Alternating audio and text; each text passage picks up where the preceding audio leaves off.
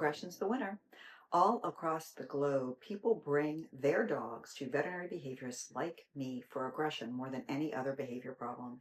And it's no wonder, having lived with aggressive dogs for 20 years and having helped people with their aggressive dogs for over 20 years, I can tell you that it's really stressful to live with an aggressive dog. And it comes with a lot of feelings: guilt, shame, covering for your dog, thinking that your dog is a reflection of your own behavior, trying to fend off all of the advice and the comments from people about how you should train your dog or give your dog away or bring your dog to a shelter.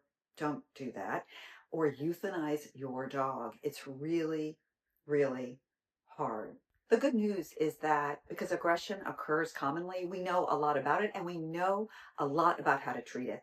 Today, we are going to go over the big pillars of treatment, how you can help your dog get better, and also how your dog ended up in this place anyway. Subscribe to my channel and look out in the future for more specific videos about how to treat specific types of aggression.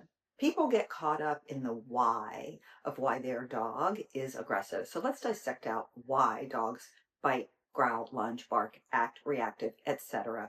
Aggression isn't one thing. It's usually many, many things coming together at just the right time to create the perfect storm that causes your dog to act aggressively. So there are two big categories of influences. They're the things outside of your dog, right? And the things inside of your dog.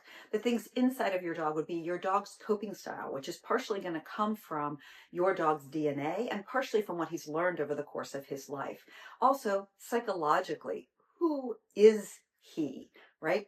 Is he likely to react quickly? Is he an impulsive dog? Is he an energetic dog? And also his health. If he's unwell, that's going to lower the bar for showing any type of aggression. There's the things outside of your dog as well. The things he eats, his environment, your behavior, the structure of your family, how you deal with stress, how you train your dog, whether or not there's conflict in your house between you and your dog or between family members. So you can see there's a lot of factors, but we can still make some generalities. Some dogs are hereditarily predisposed to fear, anxiety, and stress, and a subset of those dogs are going to be predisposed to aggression. We have no way to identify those dogs right now, but we see it emerging at very young ages.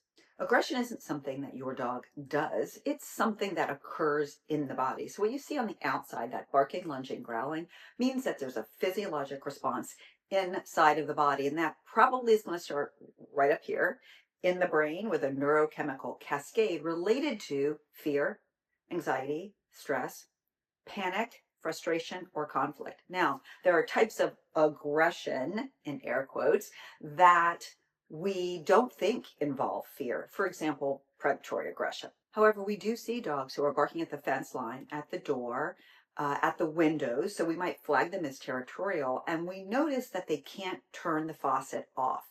They don't know when to stop barking. They're over the top, and they're over the top for a really long time. Those dogs aren't exhibiting normal territorial aggression. Those dogs must have something else going on that is keeping their fight or flight system like really up and ready. Okay, so certain types of aggression don't involve fear, anxiety, stress, conflict, panic, frustration, but almost all the aggression we see as veterinary behaviorists do involve those things. Think about it. When do you go from your normal baseline into aggression? When do you start yelling? When do you start pounding your fist on the table? These are times when you probably feel frustrated. Your kid has not cleaned their room, even though you've asked them 12 times. Or you're speaking to a client service agent on the phone from your cell phone company, and they're just not hearing what you're asking for. Or it's a time where you felt threatened. Maybe there was someone coming close to you that scared you, or you thought you would be hurt. Dogs are the same. They're going to show aggression when they feel that this bubble is somehow threatened. Okay? It's not about dominance. It's usually about self-protection. Like any other behavior change or problem, we're going to treat dogs with aggression 4 ways.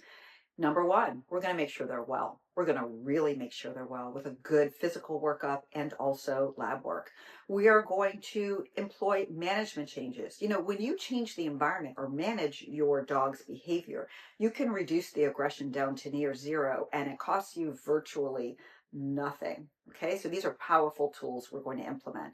There's behavior modification. Yes, that takes longer, and you'll work with a force-free certified dog training professional, but that's as close as we can get to a cure, is by teaching the dog these new coping tools. And then we have medications, supplements, diet changes that we use to change the physiology of the body to lessen the likelihood of other disorders affecting the dog's behavior, and to change the neurochemistry of the brain to decrease fear, anxiety, stress, panic, conflict, and frustration. If you've come to see me in the clinic, you know that I do not give you a prognosis. Why is that, right? Because last time I checked, I couldn't predict the future, and dogs are not robots. I can't even predict whether or not my car will start up later today. How could I possibly predict the behavior of a living, breathing, sentient animal? I can give you numbers and statistics from the science that we have, but those are just that. They are statistics, and they're not your dog. Prognosis is really individual. How chronic is the problem? How bad are the bites? How big is the dog? Are there people in your home that could be seriously injured by your dog? Will you be compliant? Will you follow the management? That's probably the biggest prognostic indicator, is can your family comply? Is the dog sick or unwell? Do we have the ability to treat that dog? These are just some of the things that go into prognosis. So I want you to hear those numbers, that 59% of dogs that fight with each other in the same household will probably do well with a full course of treatment. But know that your dog can be anywhere on the spectrum. And if you work hard, my experience is there's a high likelihood that your dog will get a lot better. Keep watching on this channel for more videos on specifics of how to treat aggression.